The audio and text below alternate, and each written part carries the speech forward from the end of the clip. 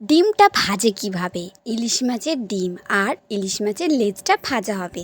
তো সম্পূর্ণ ভিডিওটা দেখে শিখে নাও যে ধাপে ধাপে কিভাবে ভাজতে হয়। তো প্রথমেই এখানে আমরা মাছগুলো নিয়েছি, সাথে এখানে আমরা নিচ্ছি নুন আর হলুদ। এইগুলো দেওয়ার পর ভালো করে মাখাতে হবে মাছ আর ডিমের সাথে। সম্পূর্ণটা মাখানোর পর আমরা একটি কড়াইয়ের মধ্যে ছেড়ে দেব গরম তেলের মধ্যে। পুরো যখন গরম হয়ে যাবে তারপরে কিন্তু ছাড়তে হবে। মানে যত ভালো হবে তেলটা গরম, ঠিক ততটাই ভালো হবে ভাজা ডিম আর ইলিশ মাছ রান্নার আগে যদি মাছটা ভাজা হয় আর ডিমটা যদি ভাজা হয় তাহলে খেতেও অনেক বেশি টেস্টি হয়।